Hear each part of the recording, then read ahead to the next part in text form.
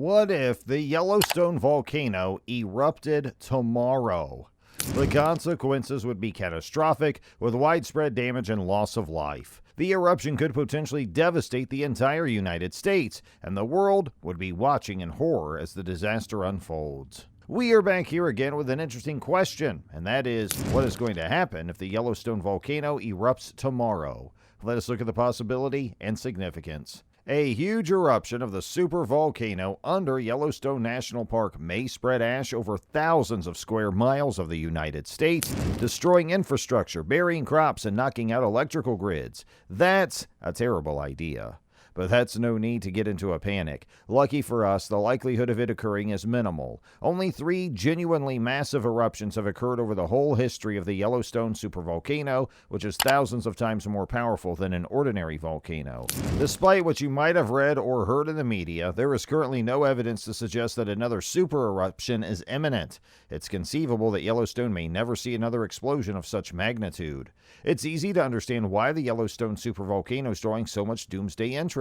What could a Yellowstone supereruption look like was the subject of an article published in Geochemistry, Geophysics, Geosystems in September 2014. They discovered, among other things, that the volcano might produce enough dangerous volcanic ash to blanket the Midwest and bury regions like Wyoming, Montana, Idaho, and Colorado under 3 feet of shattered rock and glass.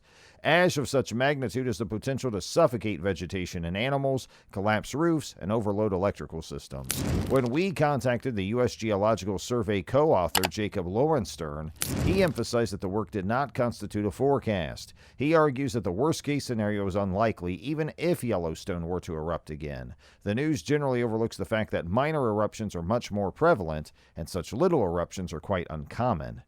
At the Yellowstone Volcano Observatory in Menlo Park, California, Lowenstern serves as the senior scientist in charge. So I gave him a rundown of what we know about the Yellowstone supervolcano, what an eruption from it may look like, and why the likelihood of tragedy is minimal. There's a heated magma reservoir 5 miles below Yellowstone National Park, fed by a massive plume of molten rock rising from hundreds of miles below. Many of the park's well-known geysers and hot springs may be directly attributed to this heat. When magma enters a chamber and cools, it causes the ground above to rise and sink at regular intervals. This magma chamber has only erupted a few times in recorded history. Most Yellowstone eruptions have produced rather modest lava flows, the most recent of which occurred on Pitchstone Plateau about 70,000 years ago. However, the distant but real risk of a cataclysmic supereruption is what really draws people to Yellowstone.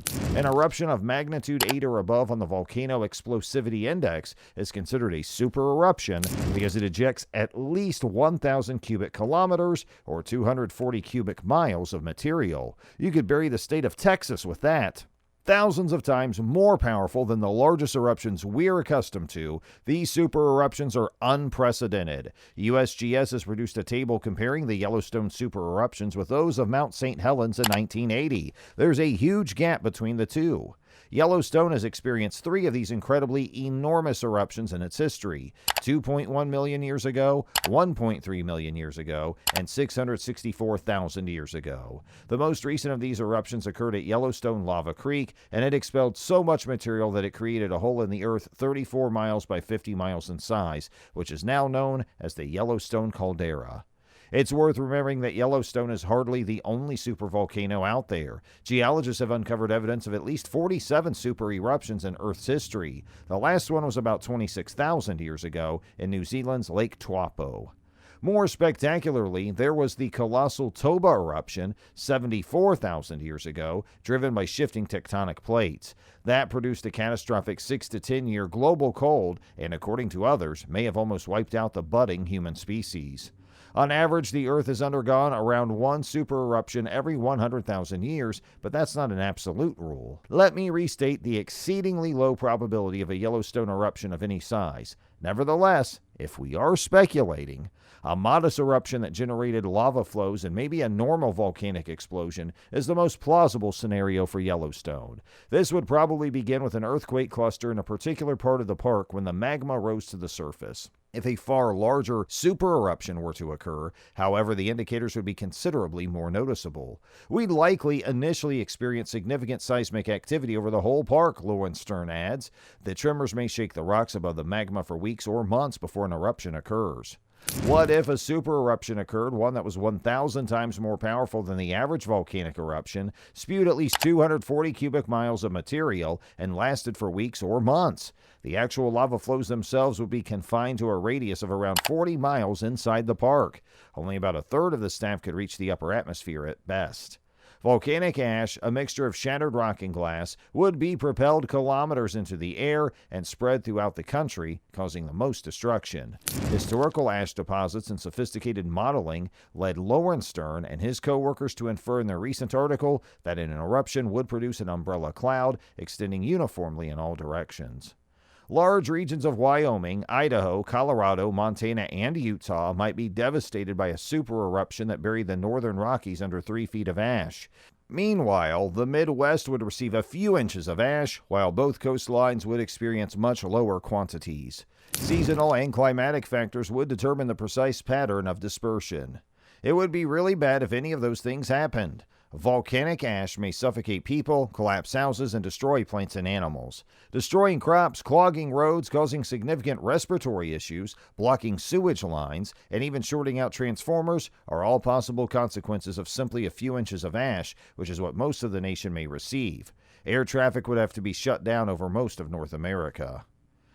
The entire climate would be significantly impacted by such a massive volcanic eruption. Volcanoes may release sulfur aerosols that reflect sunlight back into the atmosphere and cool the environment. Because these particles have such a brief life in the air, their impact is fleeting, but impressive nevertheless.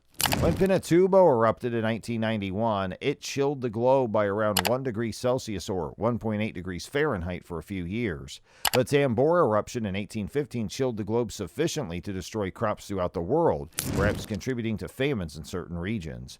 And they were very small eruptions compared to what a supervolcano is, in principle, capable of. Very meager or little. Perhaps Yellowstone will never erupt again. Right now, there's no evidence of a looming eruption. Yellowstone Park does continue to receive earthquakes, and the ground continues to rise and fall, but that's nothing out of the norm. Yellowstone's acting as it has for the previous 140 years, the USGS points out. Odds are quite strong that Yellowstone will remain eruption-free for the next decades. The USGS also observes that if you merely took the previous 3 eruptions, the probabilities of Yellowstone exploding in any given year are 0.00014%, lower than the probability of being struck by a civilization-destroying asteroid. The certainty that Yellowstone erupts on a regular cycle or that it is overdue for another eruption renders even this estimate meaningless. Yellowstone may never see another major eruption. The Earth will experience super eruptions in the future, but will they happen in Yellowstone? That's not a definite thing, adds Lowenstern. Yellowstone's already had a wonderfully long life and may not even witness the 4th eruption. Volcanoes, after all, do go out. The magma chamber underneath Yellowstone is being impacted by 2 conflicting factors: the heat welling up from below and the relative cold from the surface. If less heat flows in from below, the chamber might theoretically freeze, ultimately turning into a solid granite body. It's also worth mentioning that the volcanic hotspot below Yellowstone is steadily shifting to the northeast. For a long period, the hotspot will migrate out from beneath Yellowstone, and the Yellowstone supervolcano will presumably die out. Another supervolcano may theoretically form farther to the northeast, but this would need the hotspot to warm up and melt the icy crust first, and that process may take 1,000,000 years or more. It's hard to wrap our heads around something like 1,000,000 years, Lowenstern adds. Humans are a relatively brand new species, but Earth's been around a very long period, and these systems take a long time to perform what they do. So, hey, we are done with this video. Please like, share, and subscribe to our channel if you like the content and want to watch more videos just like this one. Thank you for watching, and we'll see you in the next one.